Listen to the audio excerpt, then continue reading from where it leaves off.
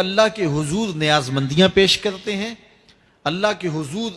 اپنی محبتیں پیش کرتے ہیں، کبھی مال خرچ کرتے ہیں،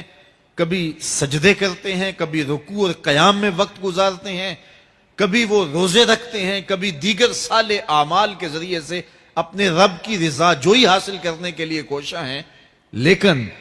یہ وہ لوگ خوش نصیب ہیں کہ جب وہ عمل کر رہے ہوتے ہیں تو ان کے دل تھر تھر کانپ رہے ہوتے ہیں کہ پتہ نہیں مالک یہ عمل بھی قبول ہوئے ہیں یا کہ نہیں ہوئے۔ البتہ گناہ سرزد ہو جائے ان سے کبھی کوئی بدی سرزد ہو جائے، پھر تو خوف کا عالم دیدنی ہوتا ہے،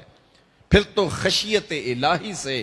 ان کا رواں رواں کانپ رہا ہوتا ہے۔ حضرت سیدنا عبداللہ ابن مسعود رضی اللہ تعالیٰ عنہ فرماتے ہیں کہ مومن اگر گناہ کر بیٹھتا ہے تو اس کی کیفیت یہ ہوتی ہے جیسے پہاڑ کے نیچے آ گیا ہے کہ ابھی پہاڑ اس کے اوپر گر پڑے گا اور وہ جلدی سے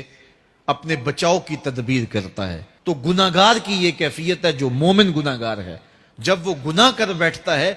تو پھر وہ ڈرتا ہے، جلدی سے توبہ کرتا ہے، اللہ کو منانے کے لیے چیختا ہے، چلاتا ہے، ہاتھ جوڑتا ہے، معافیاں مانگتا ہے، سجدے کرتا ہے، آنکھوں سے آنسو چھم چھم ٹپکتے ہیں، مالک مجھ سے گناہ ہو گیا، میرا گناہ معاف کر دے۔ یہ مومن کی کیفیت ہے۔ وہ بے چین ہو جاتا ہے کہ اس کی تلافی کیسے ہو، مجھ کو معافی کیسے ملے، رب راضی کیسے ہو، میں اس کی نافرمانی کر چکا ہوں، اس کے حکم کو توڑ چکا ہوں۔ تو پھر وہ جلدی سے اللہ جل شانہ کو راضی کرنے کی کوشش کرتا ہے اور توبہ کی دہلیز پہ آ کے کھڑا ہو جاتا ہے۔ اور بندہ جب توبہ کرتا ہے تو اللہ تعالیٰ جل شانہ یہ نہیں دیکھتا اس نے جرم کیا کیا ہے، اللہ دیکھتا یہ میری دہلیز پہ آ گیا ہے، توبہ کے ایک آنسو سے اللہ پچھلے سارے گناہ معاف فرما دیتا ہے۔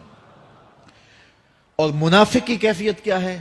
جب وہ گناہ کرتا ہے تو اس کی کیفیت یہ ہوتی ہے جیسے بدن پہ مکھی آ بیٹھی اور اس نے ہلکے اشارے سے اڑا دیا۔ اب مجھے بتائیے سویر سے لے کر شام تک کتنی دفعہ ایسا ہوتا ہے کہ بدن پہ مکھی بیٹھتی ہے اور ہم ہلکے اشارے سے اسے اڑا دیتے ہیں، لیکن ہمیں شام کو یاد بھی نہیں ہوتا کہ آج کتنی مرتبہ ہم نے اپنے بدن سے مکھی اڑائی تھی۔ اب اس آئینے میں اور آپ اپنے آپ کو دیکھ سکتے ہیں کہ ہم کہاں کھڑے ہیں۔ سویر سے لے کر شام تک کتنے گناہ کیے، شام کو سوتے ہوئے دماغ پر دل پر کوئی بوجھ نہیں ہوتا کہ آج اتنی نمازیں چھوٹی، آج اتنوں کے دل دکھائے، آج اتنوں کی غیبت کی، آج اتنوں کو گالی دی،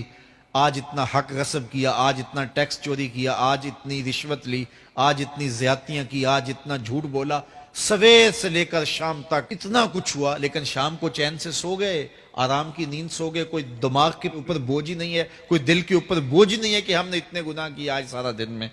تو اگر یہ کیفیت ہے تو پھر یہ نفاق اندر اتر گیا ہے اور اچھی طرح رچ بس گیا ہے۔ لیکن اگر زندگی میں کبھی کوئی خطا، کوئی غلطی سرزد ہوتی ہے تو اس کا بوجھ، اس کی ندامت بے چین کر دیتی ہے، زندگی کا لف و نشر غیر مرتب ہو جاتا ہے، جینا مشکل ہو جاتا ہے، تباہ پہ بوجھ ہوتا ہے۔ تو پھر اللہ کا شکر ادا کریں اور اس کے حضور رجوع کریں۔ اگر وہ کیفیت ہے پھر اللہ سے توبہ کریں اس بات کی کہ ہمارے اندر نفاق اتر گیا اور ہمارے من ستھرے نہیں رہے، گناہ پر گناہ کرنے کے باوجود بھی ہمیں کوئی فرق نہیں پڑتا۔ ایک حدیث میں آتا ہے جب کوئی شخص گناہ کرتا ہے تو گناہ کرنے کی وجہ سے اس کے دل پر ایک سیاہ نقطہ لگ جاتا ہے، اگر وہ فوراً توبہ کر لے تو وہ نقطہ مٹ جاتا ہے اور دل شفاف ہو جاتا ہے۔ لیکن اگر وہ توبہ فوراً نہیں کرتا تو نقطے کے ساتھ ایک نقطہ دوسرے گناہ سے پھر بڑھ جاتا ہے، حتیٰ کہ وہ پھیلتا رہتا ہے اور گناہ ہوتے جاتے ہیں۔ ایک وقت ایسا آتا ہے کہ پورا دل سیاہ ہو جاتا ہے، اور جب پورا دل سیاہ ہو جائے تو پھر گناہ اور نیکی میں کوئی فرق باقی نہیں رہتا۔ پھر انسان کی زندگی جو ہے وہ گناہوں کا مجموعہ بھی بن جائے تو اس کو کوئی فرق نہیں پڑتا۔ تو میں اور آپ اپنے اندر اتر کے دیکھیں، فرمایا گیا حاسبو قبل ان تحاسبو، اس سے قبل کہ تمہارا حساب کیا جائے اپنا حساب خود کرو۔ میں اور آپ اپنے آپ کو تولیں، ترازو کے دونوں پلڑوں کے اندر اپنے اعمال کو رکھیں، نیکیاں بھی رکھیں اور برائیاں بھی رکھیں، اور پھر ان کو تولیں اور پھر ہم دیکھیں کہ ہم کہاں کھڑے ہیں۔ یہ زندگی کہیں غفلت میں نہ گزار دیں، آنکھ بند ہو تو پھر کھلے اور پھر کہیں ہائے ہمیں کسی نے بتلایا نہیں تھا، ہم خود بھی اس پہ غور و تدبر نہیں کیا، پھر ہاتھ ملتے رہ جائیں کہ پلے کچھ بھی نہ ہو۔ آئیے میں اور آپ اپنی زندگی کو اپنے مالک کی دہلیز پہ لے جائیں۔